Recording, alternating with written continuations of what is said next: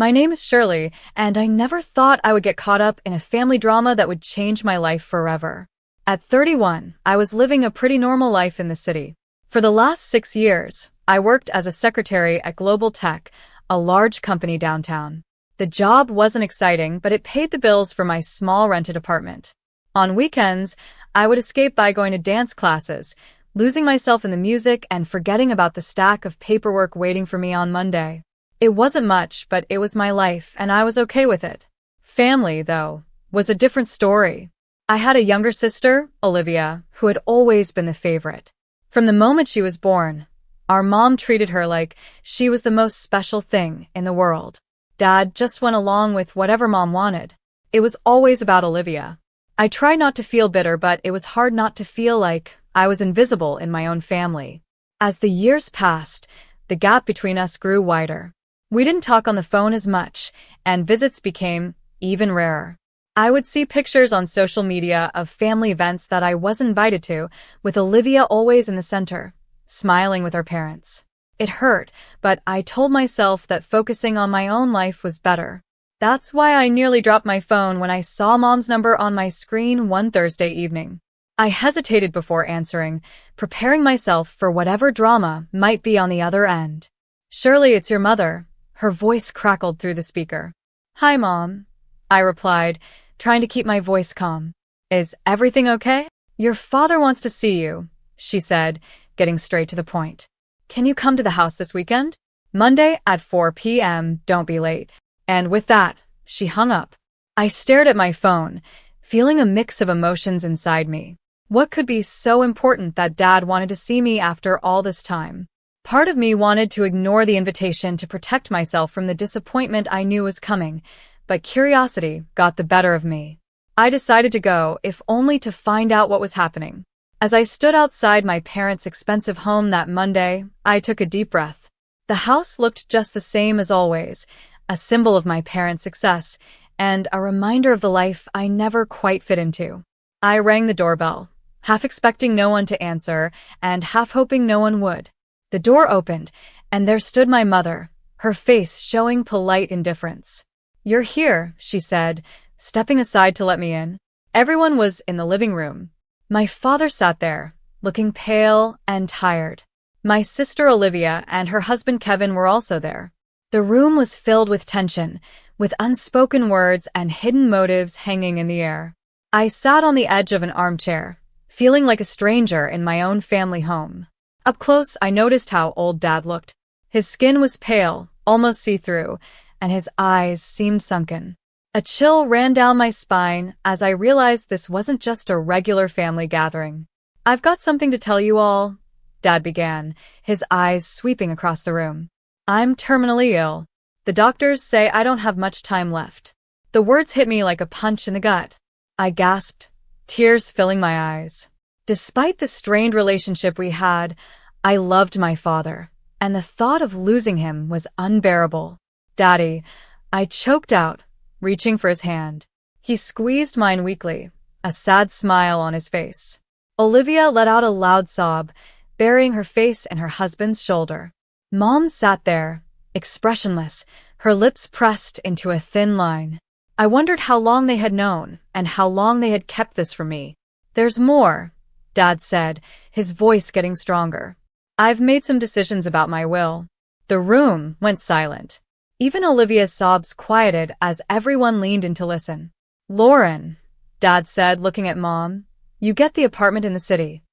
Mom nodded, as if she expected this. "Olivia, the house will be yours."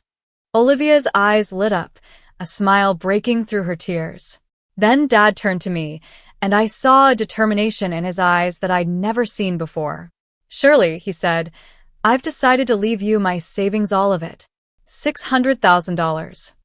For a moment, I couldn't breathe. $600,000? It was more money than I had ever imagined having, but more than that, it felt like he was finally acknowledging me, a way of making up for years of being overlooked. The silence that followed was heavy, and then all hell broke loose. Olivia jumped to her feet, her face twisted with anger. "Dad, that's not fair. Shirley's barely part of this family anymore. She doesn't deserve it." Mom glared at me as if I had somehow planned this. Samuel, you need to cut her out of the will now, she hissed. I sat there, shocked, as my mother and sister attacked me with their words. Then Dad slammed his fist on the coffee table, the sound echoing through the room. Enough, he shouted, his face red with anger. This is my decision, and I won't change it. He turned to Mom, his eyes burning with intensity.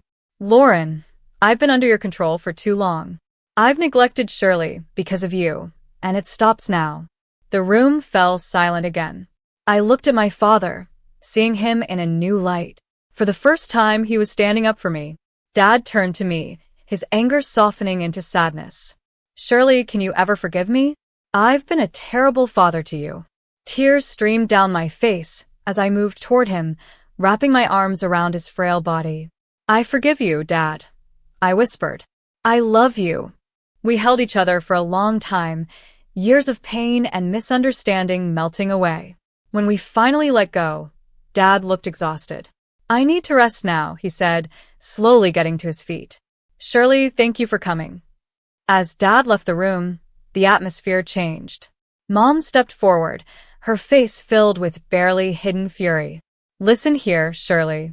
You need to do the right thing and give up your share of the inheritance.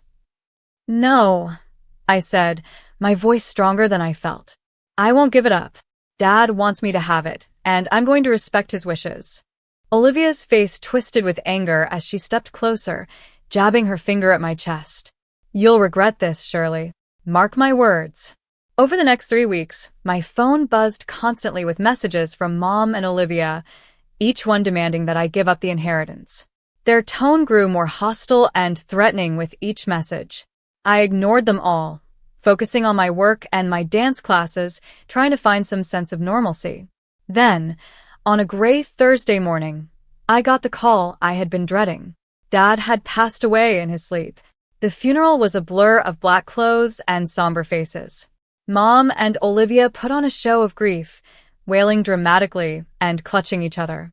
I noticed Olivia wearing a ridiculously expensive necklace and bracelet, the diamonds catching the light as she dabbed at her dry eyes. After the service, we gathered at the house. I watched with disgust as Olivia made a big show of removing her jewelry and carefully tucking it into her purse. As the last guests left, I started gathering my things, eager to get away. That's when everything went wrong. My jewelry, Olivia screamed, her hands flying to her face in fake shock. It's gone. Someone stole it. Mom's eyes locked onto me, full of accusation. Well, isn't it convenient that the only person here all day is the one who stands to gain so much? I felt the blood drain from my face as I realized what they were doing. They were setting me up. You can't be serious, I stammered. I didn't take anything. Olivia's husband stepped forward, his voice dripping with fake concern.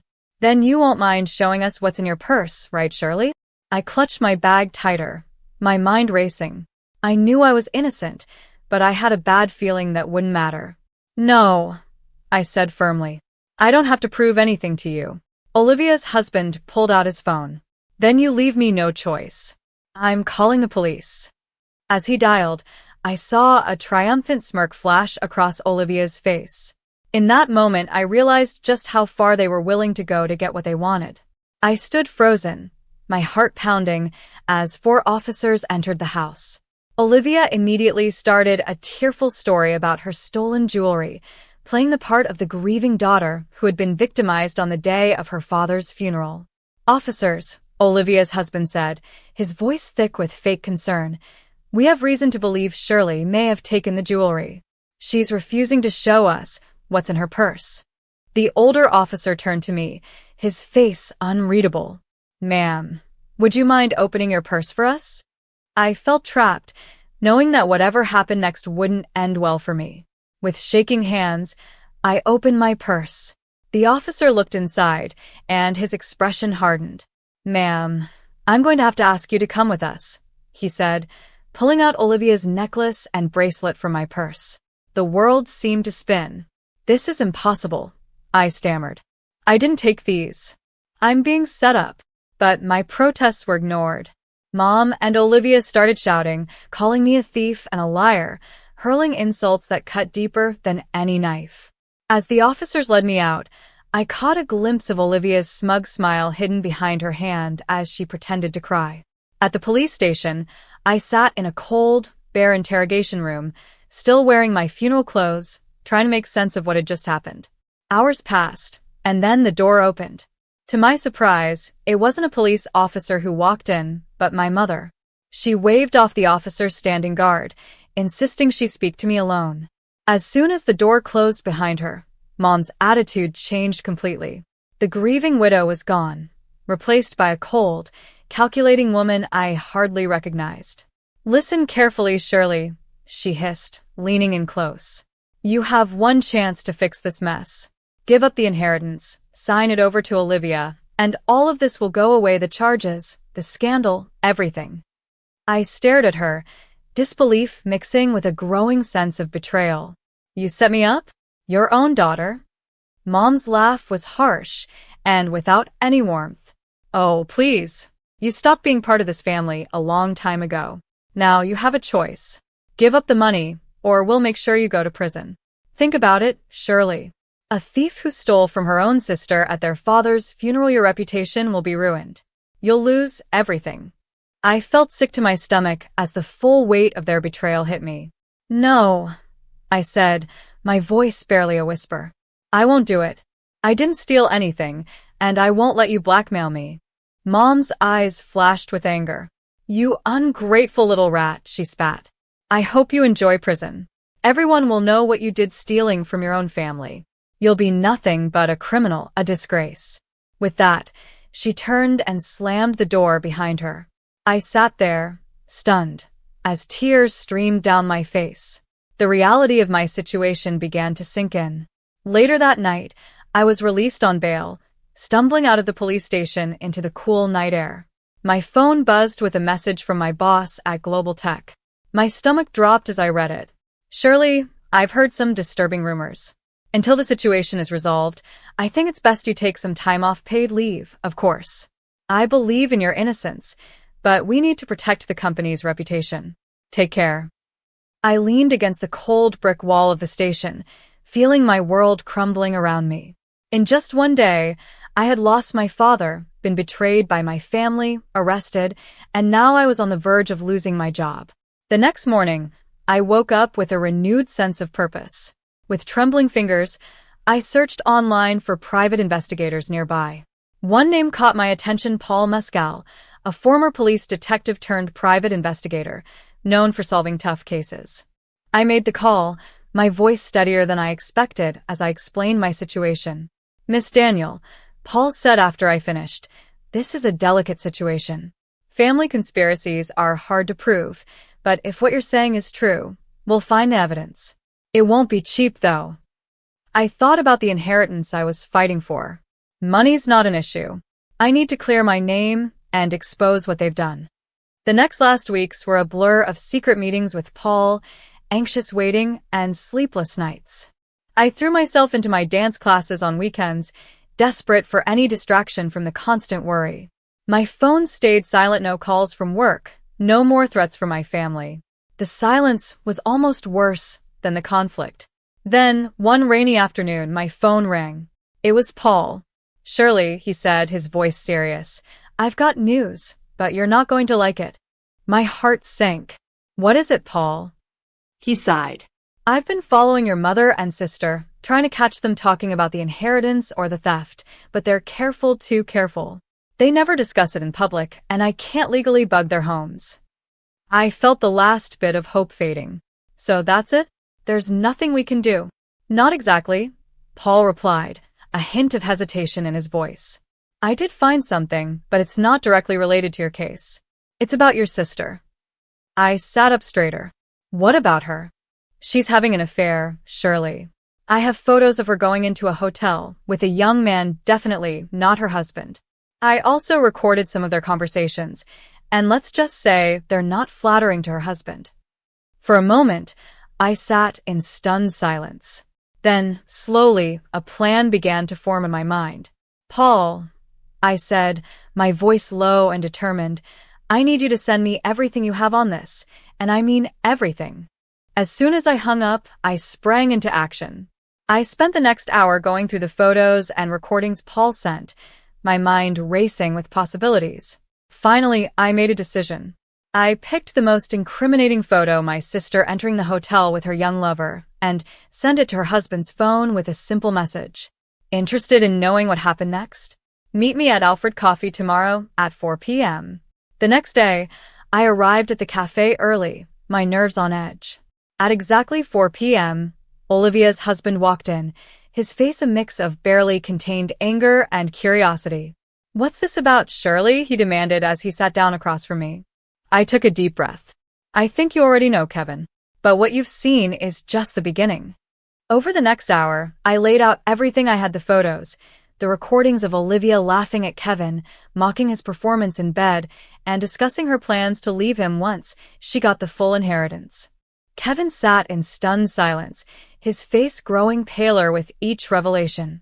When I finished, he looked up at me, his eyes blazing with a mix of pain and anger. "What do you want?" he asked, his voice hoarse. I leaned forward. "I want justice, Kevin, and I think you do too. Help me prove that they framed me, and we can both get what we deserve." A few days after my meeting with Kevin, my phone buzzed with a message from him. It contained several audio files. My heart raced as I pressed play on the first one. Olivia's voice filled the air.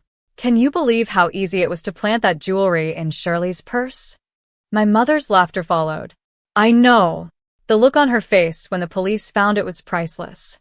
"Well, she'll have no choice but to give it up now." I listened to file after file, each one filled with their cold plotting and cruel laughter. A mix of vindication and disgust washed over me. Finally, I had the proof I needed. The day of the will reading arrived quickly. I entered the notary's office with my stomach in knots, but my resolve firm. Mom and Olivia were already there, giving me smug looks. Kevin sat quietly in the corner, giving me a small nod. The notary, a thin man with wire-rimmed glasses, cleared his throat. "Let us begin," he said, unfolding the document before him. He read through the will, detailing the distribution of assets just as Dad had explained that day at the house. As he finished, I stood up. "If I may," I said, my voice steadier than I felt, "there's something I need to address before we conclude." Mom's eyes lit up, and she nodded approvingly. "I'm glad you finally came to your senses, Shirley. I knew you'd make the right decision and give up the inheritance." Mom and Olivia exchanged triumphant glances, their faces beaming with anticipation. But I was about to disappoint them. "I'm afraid you've misunderstood," I said, pulling out my phone. "I think you'll all want to hear this." I pressed play, and the room filled with their voices, gleefully discussing how they had framed me for theft. As the recording played, I watched the color drain from their faces. Olivia let out a choked gasp while Mom sat stiff, her lips pressed into a thin line. When it ended, chaos erupted. "You lying scum," Olivia screeched, lunging toward me. "How dare you?" Mom hissed, her composure cracking. "You ungrateful, scheming." I recorded those conversations. Kevin suddenly spoke up, his voice cutting through the commotion. The room descended into madness. Olivia was screaming at Kevin, Mom was hurling insults at me, and I stood there, watching it all unfold. Silence. The notary's voice boomed, startling us all into quiet. "This is a legal proceeding, not a circus. Everyone will calm down this instant, or I'll have you all removed." As the notary's words echoed through the room, a heavy silence fell.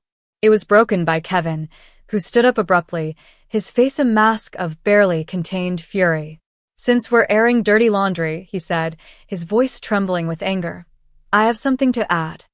He reached into his jacket and pulled out a photograph, slapping it down on the table in front of Olivia. Olivia's face went pale as she stared at the image. It showed her entering a hotel with a man who was definitely not her husband. "I know everything, Olivia," Kevin spat. "Your affair, your lies, all of it. I'm filing for divorce, and thanks to our prenup, you won't see a penny. In fact, you'll be paying me compensation for your infidelity." Olivia's mouth opened and closed like a fish out of water, no words coming out. Mom looked between Olivia and Kevin, her expression a mix of shock and dawning horror as she realized their carefully constructed world was falling apart. Suddenly, the door to the notary's office swung open, and 4 police officers walked in, their faces stern. "Lauren and Olivia Daniel?" one of them asked, though it was clear he already knew who they were. Mom and Olivia looked up, tears streaking their faces. "You're under arrest for false accusations of theft and attempted blackmail," the officer continued. "You have the right to remain silent. Anything you say can and will be used against you in a court of law." As the police read them their rights and handcuffed them, I watched with a mix of satisfaction and sadness. This was justice, but it also marked the final end of our family relationship. I walked out of the office behind the police, watching as they placed Mom and Olivia into separate patrol cars. As the sirens faded into the distance, I felt a weight lift off my shoulders. It was finally over. Taking out my phone, I dialed a familiar number. Shirley, my boss's voice came through, sounding concerned. "Is everything all right?" "Better than all right," I replied, a smile in my voice. "I can explain everything now. The accusations against me were false, and I have proof." I gave him a quick rundown of what had happened. As I finished, I heard him let out a low whistle. "Shirley, I'm so sorry you had to go through all that," he said, genuine sympathy in his voice. "But I'm glad the truth came out. Listen, your job is still here whenever you're ready to come back. In fact, I'd be delighted to see you at work as soon as you feel up to it." The weeks following the confrontation at the notary's office were a whirlwind of legal proceedings and life-changing decisions. As the truth came to light, the charges against me were quickly dropped. The relief I felt was indescribable, like a heavy burden I had been carrying for months was suddenly lifted. But for Mom and Olivia, the nightmare was just beginning.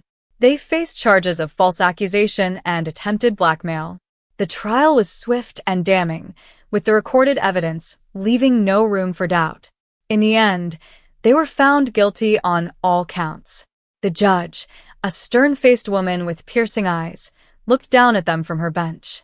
In addition to the criminal penalties, this court orders Lauren and Olivia Daniel to pay substantial damages to Shirley Daniel for emotional distress and damage to her reputation. The fine was staggering. Mom's face went pale as the amount was read out, while Olivia burst into tears. In the days that followed, I watched from a distance as their lives fell apart. Mom, with no other choice, was forced to sell the apartment Dad had left her. It was a beautiful place in the heart of the city, but now it slipped from her grasp, the proceeds going straight to me as part of the damages. Olivia's situation was even more dire. The house she had been so proud of inheriting had to be sold to cover her part of the fine. I couldn't help but feel a small sense of satisfaction as I remembered Olivia's smug face the day Dad announced his will. But Olivia's troubles didn't stop there. True to his word, Kevin filed for divorce and demanded the compensation outlined in their prenuptial agreement for her infidelity. What little money was left from the sale of the house went straight to him.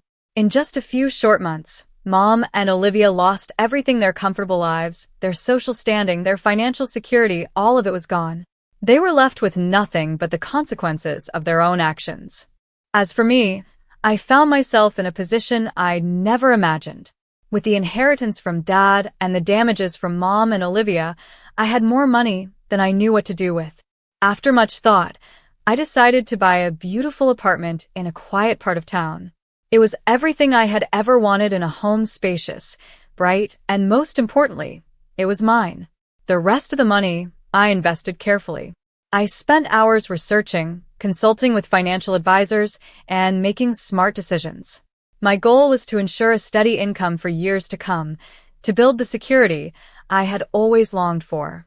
As I stood in my new apartment, looking out over the city skyline, I reflected on the turbulent journey that had brought me here: the pain, the betrayal, the fight for justice. It had all led to this moment. I thought of Mom and Olivia, now struggling to make ends meet. Part of me felt sorry for them, but a larger part knew they were facing the consequences of their own choices. They had tried to take everything from me, and in the end, they lost it all themselves. My phone buzzed with a message from my boss, confirming my return to work next week. I smiled, looking forward to getting back to normal, or rather, my new normal.